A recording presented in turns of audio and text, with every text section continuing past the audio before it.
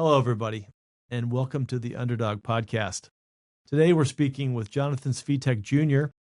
He is a lawyer at Shannon Law Group and one of the top vaccine injury lawyers in the country. And today, we're going to speak to him about his personal background, his experience in the vaccine injury compensation program, his book that he authored, his life throughout, his growing family, his wife and his 3 kids, how he's worked at Shannon Law Group, his hopes and dreams. We're going to cover all of it. And we're really excited to have John here because he is one of the best resources on this program. And he's got his finger on the pulse of what's going to happen in the program in the future. You're going to want to listen to this one. Well, welcome to the Underdog. We're very excited. John Svitak is our guest today. One of our number one workhorses here at Shannon Law Group is John Svitak, and I want to welcome you to the podcast. Thanks, Joe. One of the things I want to make sure is that folks understand the background of folks that work here. So could you just tell us, where'd you grow up, your family, all that type of stuff? So I grew up in the western suburbs of Chicago. I was the first of 4 kids. We moved around a little bit between Downers Grove, Lisle, and went to school, grade school and high school there, and decided to go not too far away for my undergrad up to Milwaukee at Marquette University. And it was a great childhood. I had a lot of friends I met through grade school that continued with me to high school and then even to college. And it was just a great place to grow up. We were very active in sports and a lot of other community aspects of where we grew up. I think, really beneficial to me in making friends and being around the right type of people. So tell me, what did your parents do for a living? So my dad is still a real estate agent. And my mom was a teacher, mostly grade school and junior high. Okay. That's the way I got to know you, right? Yeah, that's right. I think one of the more unique parts of my upbringing is that I went to school where my mom taught. Yeah. So at various points during my education, my mom was my teacher. It was difficult to know what to call her sometimes when I had a question, but now she has really introduced me to a lot of people because she's great at what she does, and she meets a lot of people and parents, and I met a lot of my friends through her. Yeah, we got to give a shout out to St. Joan of Arc. It's a parish in Lisle, Illinois, and where all my 6 kids went to grade school, where John went to grade school, and where Jane Svitak is a teacher, I think over 30 years, right? Well, she's been teaching for over 30 years, but at St. Joan, she's her 28th year. 28th year. Well, so we'll round up. Yeah. That's good. So tell me what your parents, some of the things your parents taught you that have kind of stuck with you as a mid-30s fella today. Yeah. First and foremost, I think, we have a good sense of manners. I grew up saying please and thank you. When we would sit around the dinner table, we eliminated any distractions. It was time to visit with each other and talk about our day. Nobody got up early to go watch TV or something like that. That was something that just as a household we understood. As far as, observing from afar, one thing that I admired about my father was that he had a tremendous work ethic. And I could tell, how important it was that he was our provider. He took that responsibility to heart, and that was something that stuck with me, now with my own family. Sort of playing that role and knowing that there's people relying on me. That's great. How about your mom? And my mom, her selflessness. The times she would say no to people, I think I can count on one hand. Obviously in the school setting, she helped countless kids who gain a better understanding of their schoolwork, of their math. And then even outside school, she was tutoring kids constantly. And on top of all that, she was raising 4 kids. Just her selflessness is the first thing that comes to mind when I think of her. That's great. Henry Ford, I think, is attributed to him, but could be attributed to a lot of people, is that a poor man isn't a man without money. It's a man without dreams. And, what I always like to ask people is when they were a kid, what do they want to be when they grew up? And so do you remember any of that? The only one that I can remember working towards was playing basketball. Right. I was obsessed with basketball growing up. My dad put a hoop in our backyard, and dedicated the whole back patio to my dream of becoming an NBA player. And you have to understand, I grew up with the '90s Bulls, and seeing the excitement just from my dad and watching them, it was impossible to ignore. And grew up loving those teams and thinking I was the next Michael Jordan. Yeah. I was the same way. Although I'm a little older than you, I was going to be the starting guard for the Seattle Supersonics from the age of 8 until about 16. So about 8 years, I was on that playground across the street from my house in Yakima, Washington. And I think those dreams are important, for kids to, to think big and all those types of things. But, sometimes reality hits us. I mean, I had the memo in my mind that I was going to be, play great high school basketball, be recruited, be a D1 basketball player, and then lottery pick, all that kind of stuff. And I don't think they had lottery picks back then, but I don't think any of my coaches got the memo. I remember sitting on the bench riding the pine in 7th grade, 8th grade, 9th grade, 10th grade, and I was like, that memo never got to those folks. So yeah, I ran into objectivity. I'm assuming that that same objectivity ran into you too, right? Yeah, I'd say sometime between grade school, high school, that reality hit hard. That was probably not in the cards for me. But I still really enjoyed the game. I played it through high school. We had some solid teams at Bennett Academy, which has become a powerhouse now ever since I left. I still think there was a lot of life lessons learned playing high school sports, and in particular basketball. It's a great team sport. I'm glad I grew up playing it. When you run into that type of thing and, okay, let's see what happens. I'm not going to be a pro basketball player. I'm in school. You went to Marquette, right? That's right.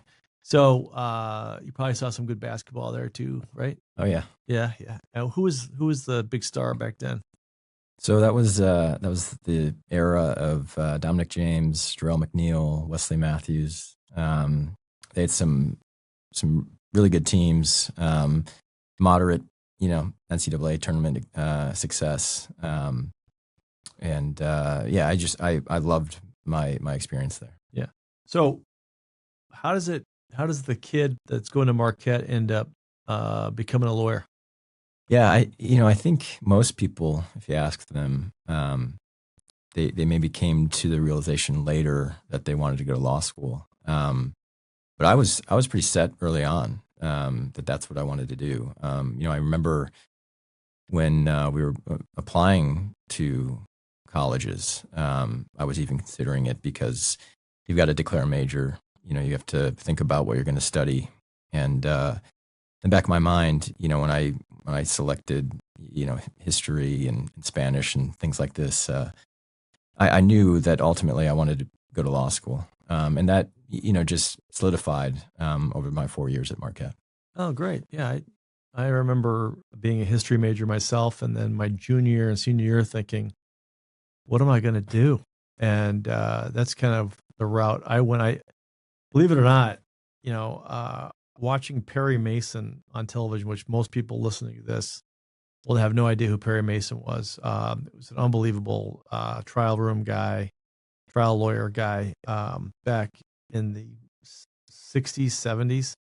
I watched the reruns. I really liked how he handled himself in the courtroom and all that kind of stuff. I really liked that. And then, when I ended up going to law school, I really had no idea what I was going to do.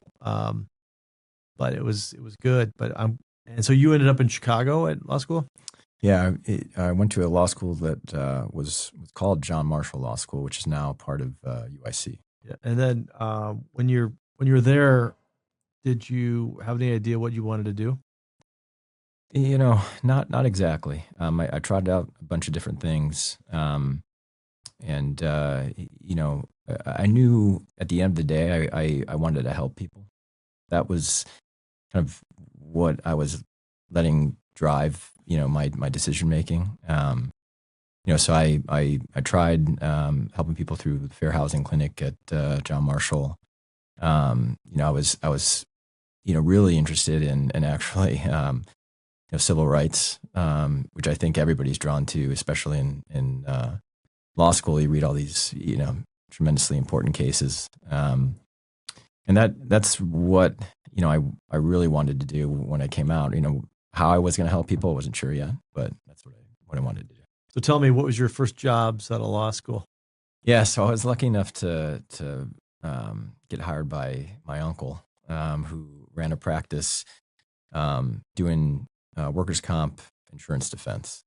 We represented a lot of smaller companies and their insurance companies when their employees would get injured at work and file a claim. It's volume based. There's a lot of claims, and a lot of them have a lot of merit. So all you're really doing is just picking out the ones that may actually need to be defended. Okay. How long did you do that? So I did that for about 3 years. And one of the things I did like about it was, the stakes aren't, huge. So we're not talking about a big jury trial, with lots of money at stake. There's smaller claims and they're arbitrations. So I jumped right into doing depositions, doing trials at before arbitrators, putting on witnesses, and even in motion practice too. So from that perspective, I was able to gain quite a bit of trial experience, so to say, during those 3 years. Right. And then what was your next move? And then a buddy of mine from college and from grade school through college, he was working here at Shannon Law Group, and he approached me and gauged my interest in joining him here. And at the time, I wasn't really even thinking about moving, but he made a good pitch, and I got to know you. I got to know what you guys do here, and it became really attractive. And so that was my next move. That's great. And so what year was that? That was 2017 into 2018. I think my first day actually was maybe January 2nd, 2018. Oh, wow. Okay. All right. So then you're working on your 8+ years here. What has been your primary focus over the last 8 years? That's evolved too. I started out as part of our just general practice. And at that time, we were doing a lot of personal injury cases, a smattering of workers' comp cases. And that was fun, seeing how you and Pat, prepare a case for trial, the work that goes into that. I handled a few cases myself. We were successful. I think over the first few years, the practice kept growing. I hear you talk about its origins and where it is now, and I like to think that that was part of that growth those first few years. And then COVID hit, which was a major curveball. And we got to thinking as a firm, and you especially, considering what the future may hold, and we decided to do not even a pivot, just kind of an offshoot practice into vaccine injury. I remember it like it was yesterday. So that was 6+ years ago, and the close of the courts, as you recall. So here at Shannon Law Group, typically we won't take a personal injury case unless we would put the case on trial. And I know there's exceptions sometimes, but for the most part, that's the practice. And they closed the courts for 2 years. So I remember us sitting down collectively, and I remember asking you, I said, hey, John, this is kind of a big moment, especially as a young lawyer. Do you want to commit to helping develop this vaccine practice? And I don't think it took you very long to consider it, whether you even slept on it or not. But I remember is I'm all in. And I know we had a bunch of people behind the scenes helping us with that. I have to give a quick shout out to my buddy Brittany Peterson, who was hired a couple of years before that, and she and I had really worked hard on the business side of the practice, trying to develop it and our brand, all that kind of stuff. And so I remember sitting collectively in a room, and to have a willing participant raise their hand and say, "I'm all in," I appreciate that, by the way. Yeah, no, of course. I had the same concerns you did.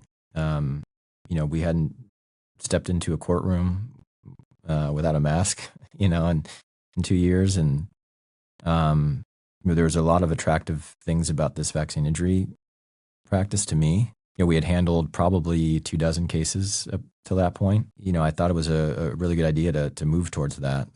And if you needed somebody to be the head of it or the face of it, I wanted to, that opportunity. Well, the proof's in the pudding.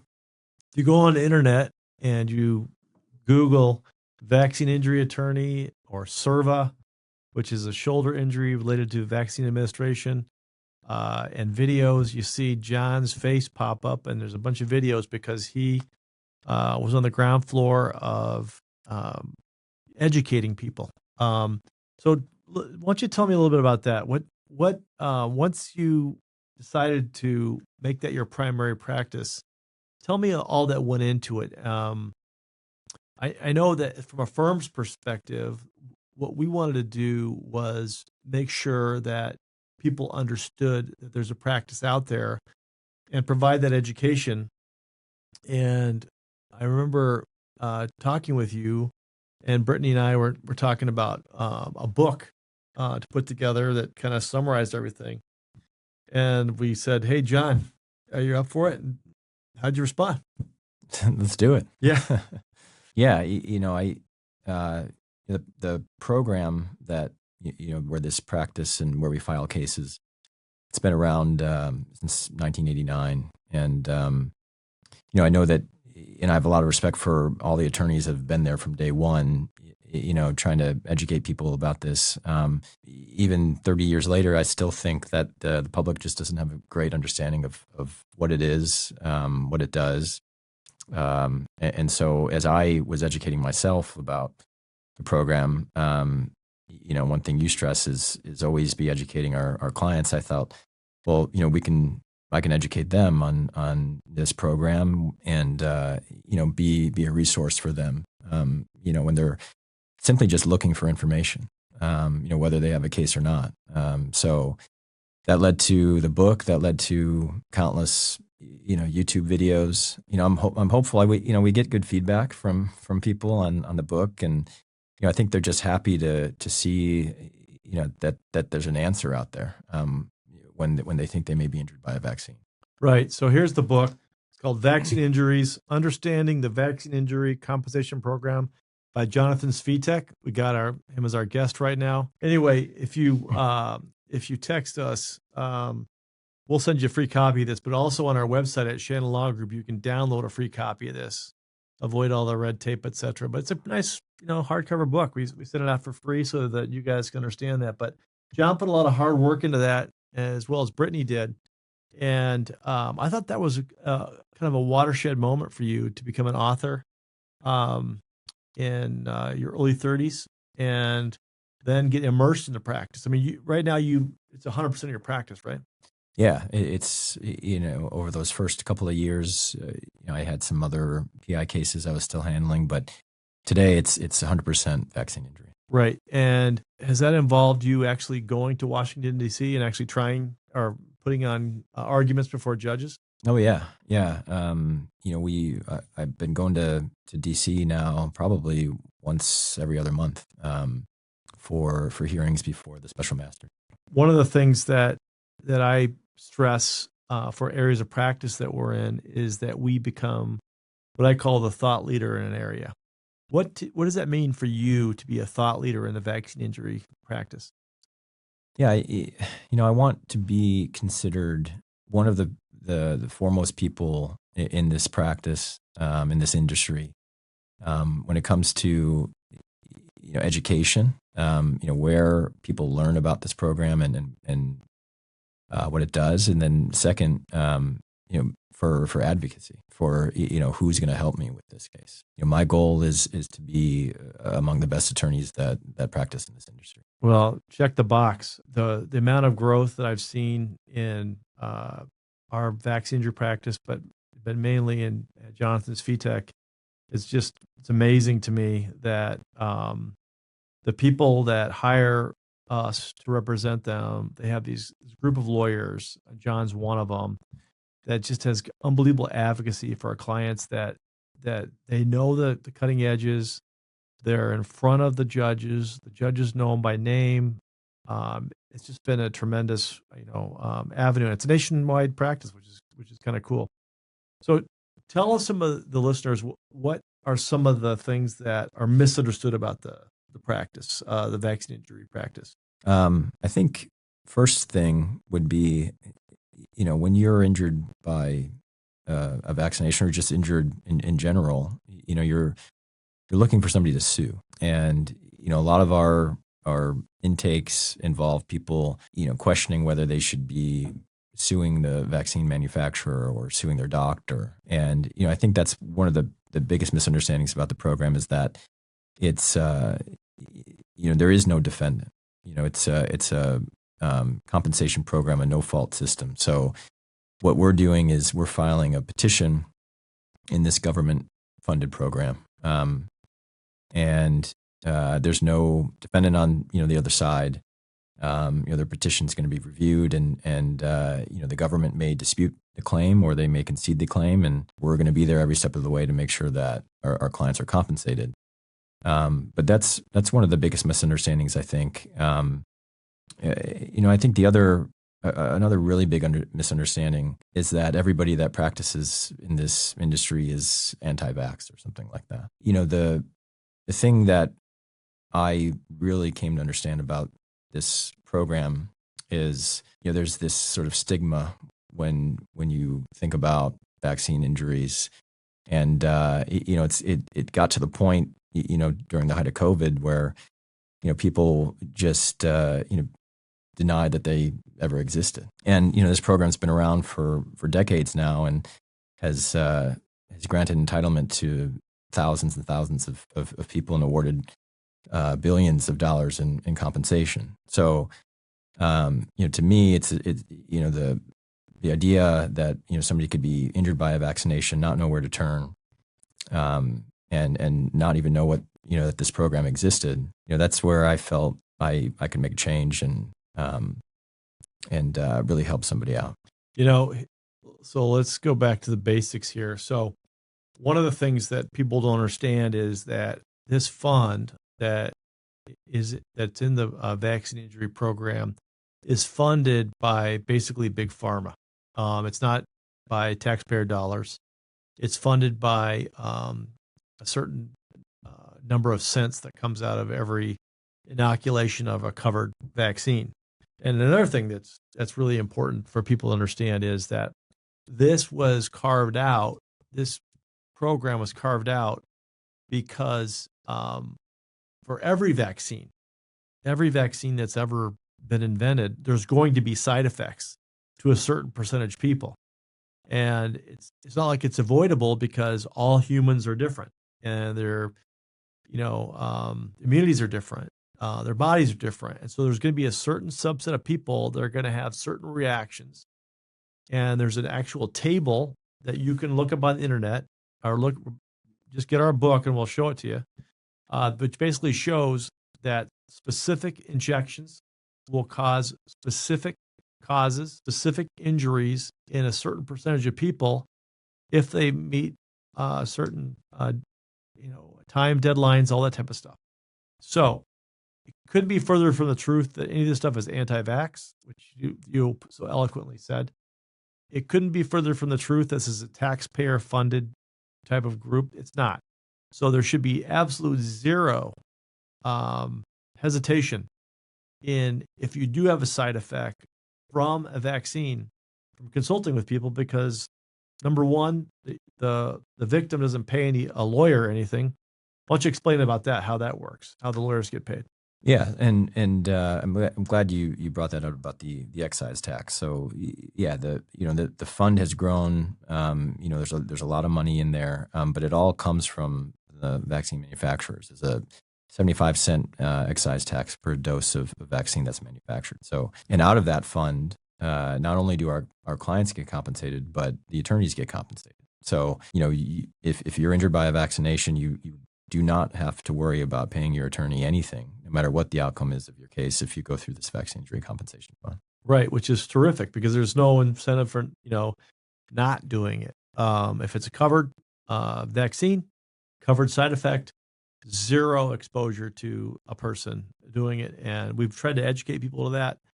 I still think that the number of people that take advantage of the program is in the less than 10% that qualify. So I think the education part is that, hey, this is available to you. It's beneficial to everybody, including the pharmaceutical companies who are shielded from liability at this point. Whether that'll change or not, we don't know. One of the things that I want to get into right away, because it's important to me, is this whole COVID vaccination. How do our folks that listening to this, how do they handle a COVID vaccination type of situation where there's been a side effect? Yeah, and this might turn into a longer answer than you're looking for, because it's something that's really important to me right now, and has been over the last 5 years. But if you're, we were all asked to get COVID vaccinations, back in 2021, and then over the last 5 years to get boosters. If you were injured by one of those, or believe you were injured by one of those, you aren't eligible for compensation through the vaccine injury compensation Hold on a second. program. Let's be clear. Under the vaccine injury compensation program, if you have a side effect from a COVID vaccination, RNA, whatever it is, there is no program that's available through the VICP, right? That's right. There's a different program. Tell us about that program. So this is called the Countermeasures Injury Compensation Program, or CICP. And there's some very major differences between those two programs. The CICP is more of a program that is sort of responsive to pandemics, like COVID-19, where there's countermeasures that are developed. It could be a medication. In this instance, it's a vaccination. And if you're injured by one of those countermeasures, you can file a claim in this CICP. There is very limited compensation available to you in that program. So number one, there's no pain and suffering available. So you're limited to your out-of-pocket medical expenses. And if you miss time from work, you might be entitled to lost earnings or wages. Now, if you can recall, the first people to get these COVID vaccines were our seniors, who aren't going to have many out-of-pocket medical expenses, who are like retired. So effectively, there's no compensation available to them. You also don't get attorney's fees in that program. So if you get an attorney to help you recover whatever little compensation might be available to you, you may have to pay your attorney for helping you. And lastly, there's no review process. So there's really no judicial process. You file the claim, a decision is made. You don't hear it from a judge or a courtroom. You can't appeal it. And as of April 2025, there had been about 13,000 COVID claims filed in this program. They'd only made decisions in about 30% of them. Of those 30%, more than 98% were denied. As of April 2025, they had compensated 67 claims.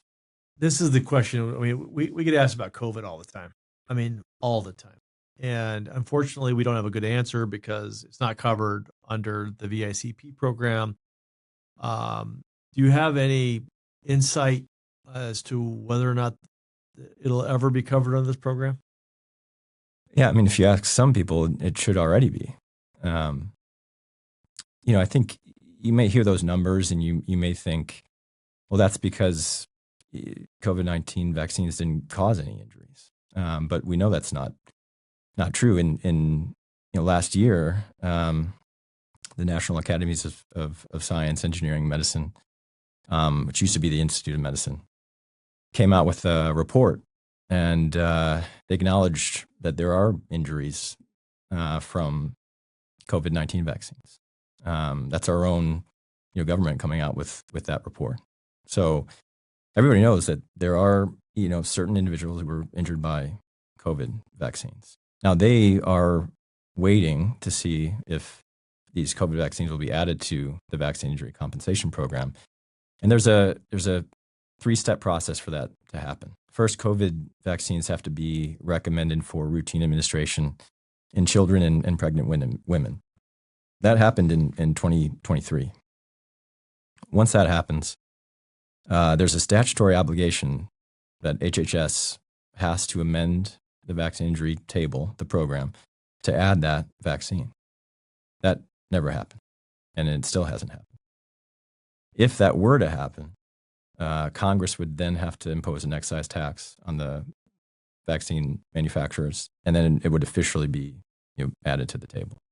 So has there ever been a precedence for a relation back to, so here we are in 26 talking, say in 2027, for example, that HHS acts, Congress acts, would there be precedence for it to relate back to the vaccines that were given in 20 and 21?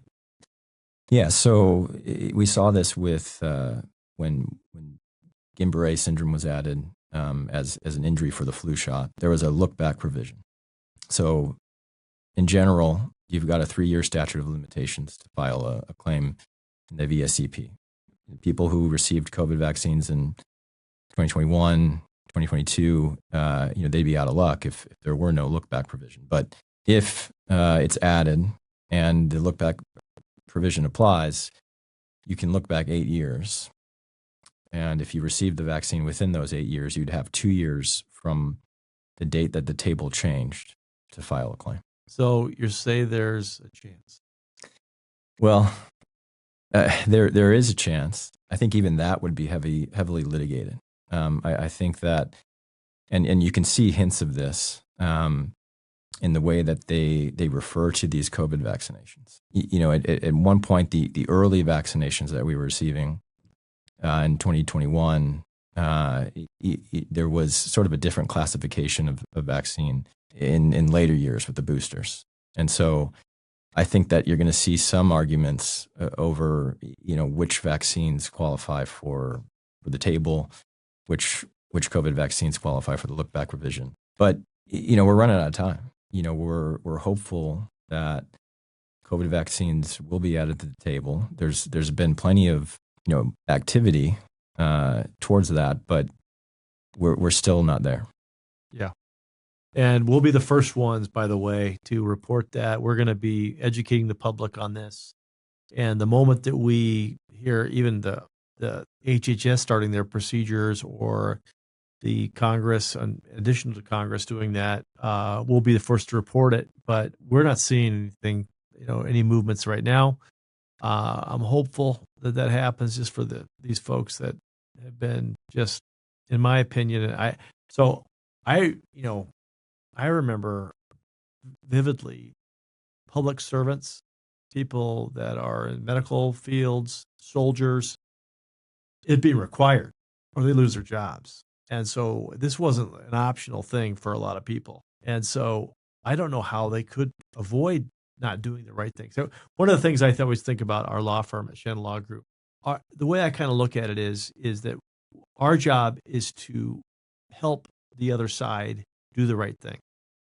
And in this situation, the right thing to do is to compensate folks that have had side effects and very real side effects from the COVID vaccine. And so whether or not the folks in power can get this done, they should do it sooner rather than later. There's really no downside here for the pharmaceutical companies. They've already got this carve out from liability. This is something that would be great for the country in my view. Let's turn to something else. I want to walk me through how a vaccine injury case works from the time that folks call our law firm. Sure. Yeah. I'll use CERVA as an example because it's by far the most common injury that we see. But if you were to call our firm or email us or go through our website, one of the members of our intake team would reach out to you within 24 hours or sooner and get all the information we need to conduct an initial consultation. And I do a lot of our consultations still. And we'll call you. We'll ask you about your injury. There's a lot of boxes we want to check initially to see if you are eligible for compensation and determine the strength of your case. And if you meet the requirements that not only the VICP requires, but some of the things that we look for in our cases, we'd sign you up that day. As a law firm, we operate quickly with in terms of electronic signatures and handling things.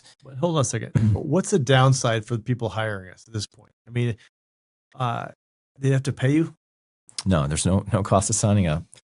There's no downside. You're going to hire one of the best firms that handles these cases, that has all the means to handle your case, no matter where you live. We've got clients all over the country, and I think it's a testament to our firm, the comfort level that our clients have, knowing that they're likely not ever going to be in the same room as me.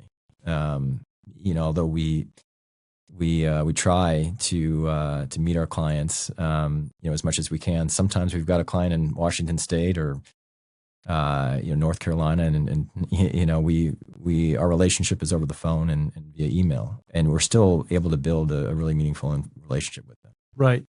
So they end up signing up and saying, "Hey, listen, take my case, run with it."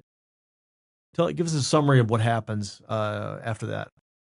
Yeah. So what we'll do is collect all the information we need from you. That's the one area where you help us out in the beginning is determining who your medical providers are, some of the other basic information we need to really get going on your case.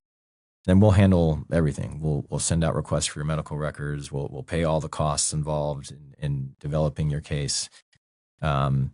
And we use all of the medical records and other information we get from you to draft your petition. There's steps along this process where the timing aspect is sort of out of our hands. Everything that's within our control, we try to do as quickly as we can, or as efficiently as we can. And record collection is one of those things. Petition drafting is one of those things. And so we want to get you in line because the program, although there aren't a lot of claims filed compared to other court systems, there's not a lot of resources there to review them. So we want to get you in line as quickly as we can because it's a long process. So after the petition's filed, we file all of your evidence, and we're there as your advocate as your claim gets reviewed by the government. And that's really where the case could go in many different directions. the government could concede your case. It's one of the, kind of unique aspects of this program is that if, there's no question you were injured by this vaccination based on all the evidence we filed, your case meets all the criteria on the vaccine injury table, the government, may concede the entitlement. And at that point, all we're really worried about is how much money you're getting, which we still may dispute with the government. The government could say you're not entitled to compensation, but let's explore settlement. So we resolve a lot of cases that way. Still trying to advocate for the maximum amount we can get for you. And then there are some cases, some of our more difficult cases that are disputed, and there's no interest from the government in settlement, and those end up in litigation. Any case can end up in litigation. What's the span of a case? Is it anywhere from 1 year to 5 years, or what is it? Yeah, I think if everything goes smoothly, which is pretty rare, a case could resolve within 1.5 years. If it requires more work or litigation, that's where we see timelines expand to 2 or 3 years, usually. Every once in a while you get a case, especially some of our off-table cases, and I can get into the differences there, where cases can take up to 5 years. Right. I want to talk to you about, what this is called the Underdog.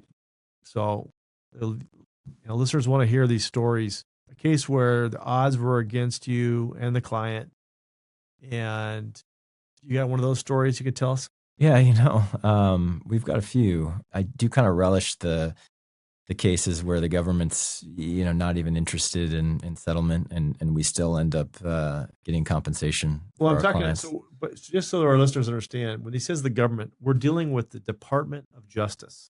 So the DOJ is the attorneys representing the government. So these are some of the finest attorneys in the country that are in Washington, D.C., and are defending this fund. And so those are the gatekeepers, basically, along with the Department of Health and Human Services, to that fund. So we aren't going against people that don't know what they're doing. This is all they do, right? Yeah, this is their whole caseload. Yeah, and they're experts in this. So tell me about an underdog case where you felt that, hey, the odds are against you. You probably informed the client, hey, this is a tough case. We're going to see what we can do. Tell us about one of those cases. Yeah, I have a case that's actually still ongoing. That I'm really proud of where it is right now, because it was going to be a tough case from the start. I knew that during the initial consultation, but I just really believed that this particular individual was injured by the vaccination. She had some circumstances that made getting to the doctor difficult. It made, sort of documenting what happened to her difficult. And I decided to take it on knowing that it was going to be a challenge. And, I was right. The evidence was mixed, and we put together the best petition we could. We gathered, even additional evidence that, I thought might help out. Still, the government disputed the case. They elected to defend the case. After we informed the court of our disputes. We even got an order from the court basically telling me, show us why this case shouldn't be dismissed. We're leaning towards dismissal. That's not good. You don't want to get one of those orders usually. So I discussed it with the client. I told them, what we were up against. We developed a little bit more evidence, and I prepared a response where, I tried my best to address all the issues that the government had, that the court had with the case, and I was able to convince the court. They entered a finding of fact, basically eliminating all the government's issues and saying that, no, we agree with petitioner on this issue, And we're currently trying to decide how much money she should get. So good for her. I bet she was pretty happy with that phone call. Yeah, she was very happy. Obviously it's a long process, with where that case started out and where we're at now. I'm proud of that one. Great. In the lessons learned aspect of it. So somebody listening to this, what are some of the mistakes some lawyers make in trying to do a case like what we're doing? I think and this is not to take away from anybody, who practices in this industry, but I think people are a little apprehensive about handling a case before the United States Court of Federal Claims, and having a attorney from the DOJ on the other side. You're technically suing the Department of Health and Human Services. It sounds heavy, right? But what I've found is, I dove in to the deep end of the pool. We had a lot of cases early on, and I was kind of learning how the program worked, and I think that's one of the things I took away from my experience is that a lot of times you're smarter than you think you are, and you rely on your experience, getting to that point, your instincts, and I think you can take on more than you initially think. Right. Can you tell us what you think separates those who succeed in this area of practice as opposed to those who do not? I think, it's kind of what I was just talking about there is not sort of second guessing yourself. I think you could get caught up, especially in an area like vaccine injury, thinking maybe this wasn't caused by a vaccination. Or, you hear from the government's experts about, how this couldn't possibly be related to the vaccine. And, I think you can get caught up in stuff like that. Or, you could think about all the ways a case could go wrong. And, it's important to notice those issues when you start. But I think what separates people who succeed are the ones that push forward anyway, and really believe and advocate for their client. Right. I'm going to ask you some hard questions now. So I gave you the softballs. So what's an unpopular opinion that you have in this industry? Well, I guess, amongst the general public, I think, I guess my unpopular opinion would be we should be more generous in compensating people who suffer vaccine injuries. Yeah. I'm in that opinion too. Yeah, I think that. So just so everybody understands, in this vaccine injury compensation program, there are caps to what you can recover. The most that a person can recover for pain and suffering, loss of a normal life, what we call non-economic damages, is $250,000, right? That's right. And then there's no limit on the amount of unreimbursed economic losses. But if you have health insurance and all the bills are paid for by health insurance, you can't recover any of that. But it's the unpaid medical bills, the unreimbursed lost time, that type of thing. So we're not talking that people are going to completely bank on this thing compared to what their injuries to absolutely worth. I think the cap should be expanded, 5, 6, 7 times. For what the injuries that you and I see every day. But are there any trends in this practice that, going back to the hard questions, are any trends in this practice that worry you? Yeah. I think one of them would be that some of the awards seem to be getting less generous, where I think they should be getting more generous. I think we have a better understanding now than we did, of what, the extent of these injuries. And some of the awards I'm seeing in conceded cases, and some of the, the offers we're getting from the government are trending downward, which, means we're just going to be litigating more. And that's not how this program was designed. The program was designed to pay out claims generously and expeditiously, and we're litigating more, and we're seeing lower awards. So that's to me that's a trend in the opposite direction. Yeah, I think we got to figure out a way to turn that around. I guess I want to ask you some other kind of personal questions. So you've been at this about 5 years, 5+ years, as almost exclusively a vaccine injury lawyer. What does success mean to you now versus back then? Yeah. So I guess back when, I first started being a lawyer, I found success, in my achievements in court or on a case. Generally, I was happy when my clients were happy, and I still am. I mean, I think the thing that really brings me the most happiness is being able to call a client and give them good news. But in terms of how I see success, I think it's changed a little bit. Having helped you grow this practice, I see it from more of a business perspective, and there's a tremendous amount of pride I take in seeing where we started with this thing, and seeing how the team has grown here, seeing how many people we've helped, and so and that we continue to grow. So I think it used to be success on an individual case level, and now it's more of a big picture thing to really help you grow this practice. Yeah, to me the what started out as hey, the courts are closed, how can we help people in the same way, to being more of a factor where I think we're becoming more of an advocate for a group of people rather than just one. I totally agree with you, and I can think of no more effective advocacy than all the education you've done for people throughout the country when they write on to Google vaccine injury lawyer, CERVA, arm injuries, GBS, and then your face pops up and you're giving them the truth.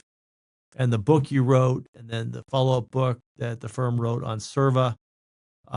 We got more books, I'm sure, that we're going to be end up writing. So that collective education for people is a success in itself. Just the number of volume of calls that we get. I wish we had better information to give to people on the COVID thing, but you'll keep us updated on that, right? Yeah, I mean, we've gotten so many calls from people over the last 5 years with questions about COVID injuries, and it's painful to tell them, we can't really do anything for them. But we have a list, grows every month, and if things change, if COVID is added to this program, we're gonna try our best to help out as many people as we can. So I want to switch gears for you about what's next. So to me, what's in the past is important, but almost more important than primary, what gets out of bed. What's next for you personally and professionally? Well, it's taken me a while to get to this point, but I do want to mention my family. Sure. So I've got a wife and 3 young kids now, and so personally, my sole focus is giving them the best childhood I can, and I'm really happy with where we're living and how we're meshing. We've got a 2-month-old at home, so seeing all the kids interact and just at different ages and things like that, it's been a real joy. So yeah, personally is just growing my family and enjoying every minute. That's great. Yeah, the having being the father of 6 and going through this, being a lawyer and going through that and growing a practice during that time, I kind of see a lot of what I went through with you guys, and it's like there's nothing better than having a great family, and you become a much better lawyer when you deal with the intricacies of family life. So that's great. How about professionally? What's the next step for you?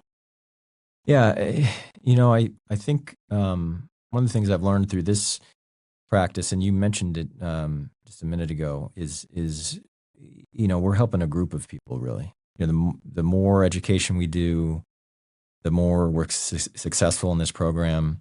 Hopefully we're contributing to the lifespan of the program. The program's going to stick around and continue to help people. But I think about some aspects of this vaccine injury practice where as a society, a large group of people are doing what we ask them to do and getting vaccinations. I think there's a lot of similarities between that and some of our other bigger torts out there. We call them mass torts, but things where maybe unsuspectingly you're being exposed to some sort of injury, and it's affecting a really, really large number of people. I think that it has a lot of similarities to what we're doing here. And I would like to someday get involved in something like that. Whether it's helping other attorneys out or here at Shannon Law Group. Great. And so what are you really excited about right now, going forward? Personally, professionally? We've been harping on it, but it's just to continue to see this grow. Especially if COVID is added to the program, that'll just be that many more people to help, and that many more people to hire, and I really it just really invested in seeing this practice help as many people as possible. One of the things that's behind the scenes that people don't see is the amount of education that John's given to other lawyers in our practice to introduce them to the practice and teach them how to be great advocates for our clients. And, we have, 4 or 5 or 6 other lawyers that are involved in this practice, and John's been heavily integrated. They have a regular meeting every week where John leads that up, talks to them about the latest trends, and now they're starting to teach us about these different trends, but it's absolutely wonderful. One of the things I always ask people is, if you could give one piece of advice to your younger self, that fellow that just came out of law school, what would it be? I think it is similar to what I was saying earlier about what separates people who have success in this industry versus others is to stop second guessing yourself. I think a lot of us, we walk into a room and we think we're not the smartest one in there. So we're going to sit back and let he or she lead. And I think what I've learned is, like I said, you're smarter than you think. You're capable of a lot more than you think, and don't let things get in your way, or your own self get in your way. Well, one of the things that I want to just every podcast that we do with a fellow F3 guy that I want to add on is, so one of the things that has happened in your life the last couple of years is that you joined a group called F3. Is that true? That's right. Yeah. So tell the listeners what F3 is. So F3 is a peer-led men's fitness group. It's sometimes hard to describe because there's just so many different things you get out of it. More so than just a good workout. You're meeting a lot of guys, both around my age and older, and who are going through different things. They really push each other to get out of your comfort zone. Right. So just so our listeners know what we're talking about, because we're speaking a foreign language here. So F3 is a group that was started about 15 years ago out on the East Coast by a number of guys in a school parking lot in North Carolina. And it's Fitness, Fellowship, Faith is the 3 Fs. And this has grown like wildfire. And in our little group, F3 Naperville, there are a number of different places where guys work out. I started working out with this group 3 years ago with my son-in-law. We all have nicknames. Mine is Brady Bunch because I have 6 kids. My son-in-law is Whitetail, who he's got a nickname because he got into a little incident with a white-tailed deer back in high school. And then what's your moniker? I'm Tommy Boy. Tommy Boy. And yeah. You got that because you went to Marquette, right? That's right, yeah. So one of the things I like to ask people about, as far as, because I'm a big believer in F3. I think it changes communities. I think it changes the outlook of community. I think it changes the men that are in it. And I'm a heavy recruiter of F3. Has F3 been a positive influence in your life? Oh, yeah, definitely. Why don't you tell folks exactly before you got an F3, what it was like, and then after? I think even though I talk to, different people every single day here at our practice, I still think that, getting in front of people and leading them, which is what F3 pushes you to do. You're supposed to lead a workout or You're supposed to be there for your fellow F3 brother if they ever need anything.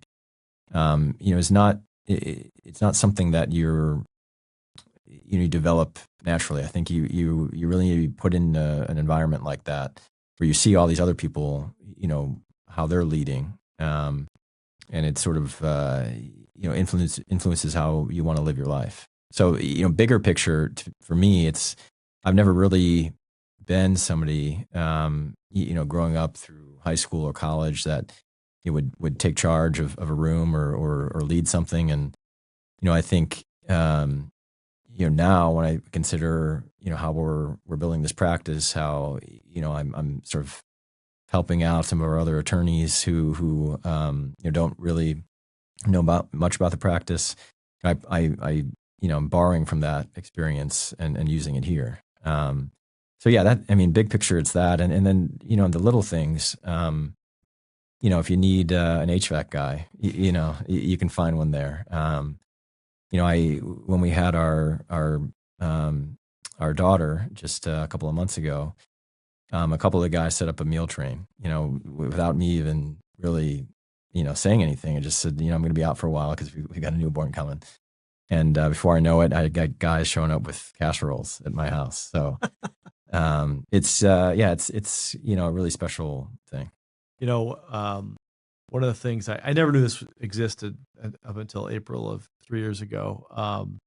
And I showed up here at in Lisle at the community park with my son-in-law because he really didn't know anybody. And I thought it'd be great for him to meet a lot of new people and gain friendships that way. But I ended up getting hooked on it. And I found that in my experience, the best communities are the ones that think locally and help people locally. That's the great thing about F3 is it develops men to be, and it's a weird time. It's at 5:15 in the morning. So Tommy Boy here, he won't tell you about this, but I will tell him about it. He joined this group called the Black Diamond Run Group, which basically they run full out for a good hour long until they're exhausted. And at the end, if you can survive that and you survive it over and over and over again, then you basically become a regular member of that group. And I did that for about a year and a half. I had a little bit of a back injury, so I had to step out, but Tommy Boy took my place and he's been doing it. But to reiterate what he talks about, completely opened my eyes to how much you can get done before 6 a.m. For your fitness, but also just the camaraderie. I've used it to hire a number of people at different companies. I've used it for, like you said, for a lot of the trade guys are in there. A lot of professionals are in there, but also just to help the community be a stronger community. So thanks for being part of F3. And I always like to throw the F3 in there for guys that have done it. I really appreciate you showing up on this day, John. We're going to talk regularly, and I hopefully will be able to educate the public further on the vaccine injury compensation program. But mainly, I really want this COVID thing to work out. So if you get to talking to those guys in D.C. when you go out there 5 or 6 times a year, get a hold of some congressman or senator and tell them to do the right thing, huh? Yeah, will do. All right. Thank you. If you'd like a copy of our book that we wrote on the vaccine injury practice, just text the letters VICP. That's VICP. Text us at 312-847-2428. That's 312-847-2428.